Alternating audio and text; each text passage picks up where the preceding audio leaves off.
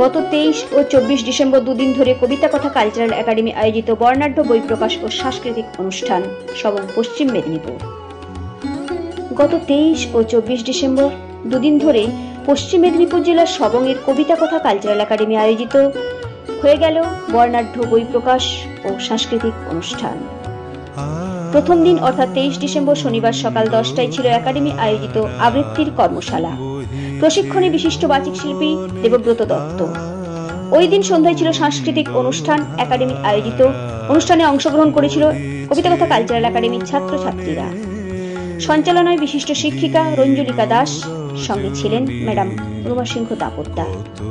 কচিকাচাদের অনুষ্ঠান মুগ্ধ করেছিল সবাইকে।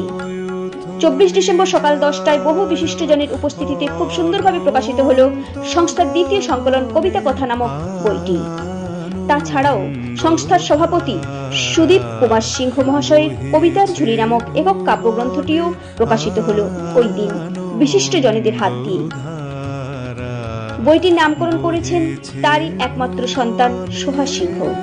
সুদীপবাবু জানান, এই লেখালেখিতে তাকে উৎসাহিত করেছেন তার স্ত্রী রুমা সিংহ দাপোদ্দার। বিশিষ্টজনদের মধ্যে উপস্থিত ছিলেন বিশিষ্ট কবি ও বাচিক শিল্পী দেবাশিস দণ্ড, যিনি জি বাংলা মিরাক্কেল খ্যাত পকায়দা হিসেবেই বেশি পরিচিত। 2023 পশ্চিমবঙ্গ সরকারের দলিত সাহিত্য একাডেমি পুরস্কার প্রাপ্ত শ্রদ্ধেয় কবি নারায়ণ সামার উপস্থিত ছিলেন, যিনি আলোর মেলা পত্রিকার সম্পাদক। সবংয়ের গর্ব সেই নারায়ণ সামার উপস্থিত ছিলেন।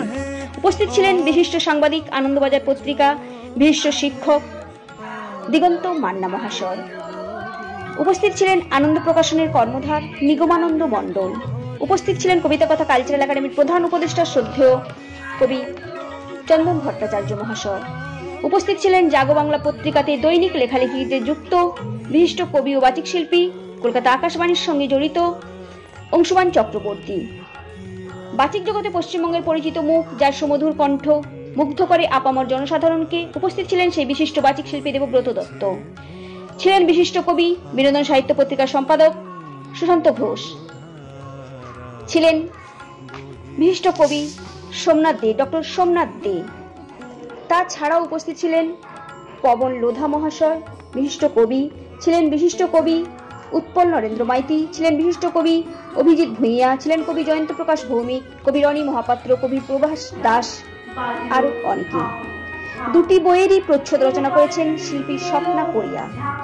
ছিলেন বাচিক শিল্পীগণ বর্ণালী দত্ত, মীনাক্ষী ভট্টাচার্য, সায়রী অধিকারী, চিত্তরঞ্জন বাঁকুড়া, তনুশ্রী চক্রবর্তী, আরো অনেকে। সুন্দর সুন্দর সাংস্কৃতিক অনুষ্ঠান উপহার দিল একাডেমির ছোট্ট ছোট্ট খুদেরা।